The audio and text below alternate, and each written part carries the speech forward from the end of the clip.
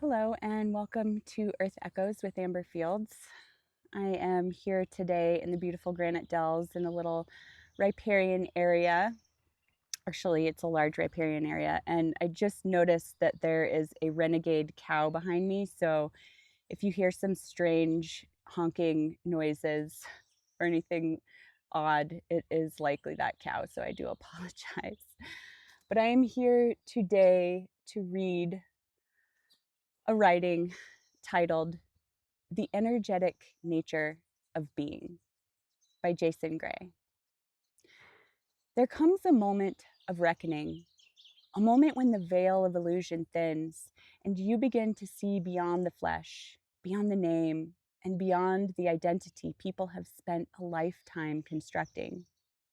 You no longer see them as static beings defined by their pasts, their choices, or even their personalities.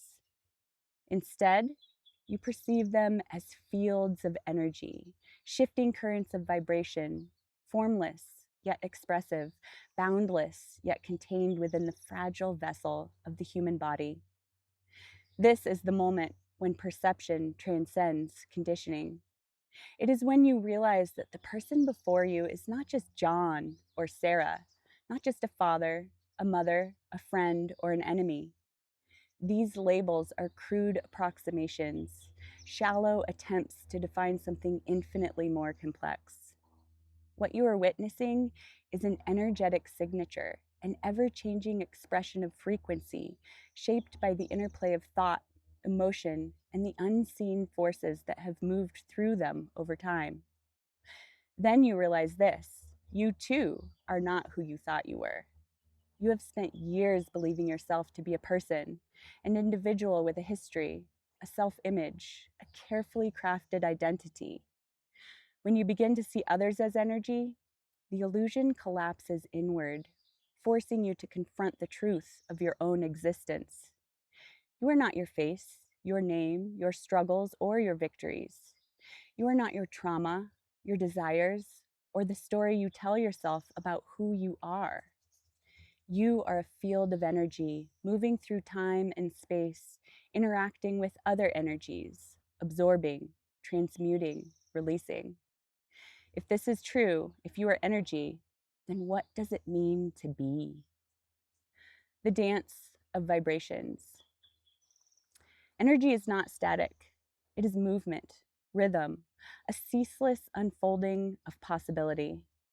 When you see people through this lens, you no longer view their actions in terms of good or bad, right or wrong.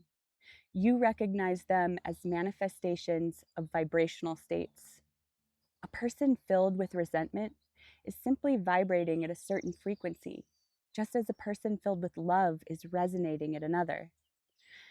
There is no morality to it, only a spectrum of energetic conditions. This realization does not justify harmful actions, but it dissolves the illusion of separation. It allows you to step beyond judgment and into understanding. A person who hurts others is not necessarily evil. They are carrying a dense, chaotic energy, one that distorts their perception and limits their ability to act from a place of harmony. Those who radiate kindness are not simply good, they have attuned themselves to a higher frequency, one that naturally expands outward, lifting those around them. Here lies the deeper truth. Energy is contagious. Every interaction is an exchange, a merging of vibrational states. When you sit with someone whose energy is heavy, you feel it pressing into you, pulling at the edges of your own frequency. When you stand near someone whose presence is light, you feel yourself expanding, rising, as if lifted by an invisible current. This is why certain people exhaust you without saying a word, while others leave you feeling more alive than before. This understanding forces you to ask a new question. If energy is transferable, if vibration is malleable, then what are you allowing yourself to absorb? What are you emitting into the world? The power of resonance. When you shift your perspective from seeing people as human to seeing them as energy, You become acutely aware of your own resonance. You begin to notice the moments when your own energy contracts, when fear grips you, when anger surges, when sadness weighs you down. Instead of identifying with these states, instead of saying, I am afraid or I am angry, you see them for what they are: temporary, energetic fluctuations. Here lies your power. Once you understand that energy moves, that it flows and shifts, you realize that you are not bound by any state you find yourself in. You are not your sadness. You are simply experiencing a lower frequency. You are not your joy. You are simply attuned to a higher one. Every moment presents a choice. Will you remain in the vibration you are in, or will you shift? This is where true mastery begins. You start choosing your environment differently, not based on social expectations, but based on resonance. You stop entertaining conversations that feel discordant, not out of avoidance, but out of wisdom. You become selective with your thoughts, knowing that they are not just passing ideas, but energetic signatures that shape the reality around you. Then something remarkable happens. You begin to see beyond even energy itself. The collapse of illusion. The more deeply you perceive energy, the closer you come to realizing that even it is not the ultimate reality. Energy is movement. But what then is the stillness beneath it? If all things are vibration, what exists beyond vibration itself? In the depths of meditation, in the silence of self inquiry, you may come to see that beneath all energy, beneath all motion, there is a vast, boundless awareness, a field of infinite potential, beyond form, beyond definition. This is what the mystics have called the absolute, the Tao, the unmanifested. It is the space from which all energy arises, the stillness that allows movement to exist. In that realization, the final illusion shatters. You are not even energy. You are the awareness that witnesses it. You are the silent observer, the unmoved mover, the eternal presence beneath the ever changing waves of existence. Energy flows, but you remain. The world vibrates, but you are still. People come and go, their frequencies shifting, rising, falling, but you, the essence of you, are untouched. When you stop looking at people as humans and start seeing them as energy, you step into a greater understanding of existence. When you go even further, when you stop seeing even energy and recognize the stillness beneath it, you step beyond the game entirely. In that moment, you are free. Jason Gray. That writing is just so beautiful. It covers a topic that I've long sensed. You know, as a child, I sensed this stuff and I didn't have words for any of it, but I could feel it all. And as I grew into an adult, it took me still a long time to realize what I was feeling. And I honestly, truly didn't really have a good understanding of it until I started learning about biofield tuning, which is a practice that I am learning, and learning about our biofields and our electromagnetic field. The chakra system is a part of it. It's our torus, our toroidal field. And some people, I feel that esoteric traditions have called it an aura. So throughout history and different spiritual traditions, there have been a lot of different ways to describe it.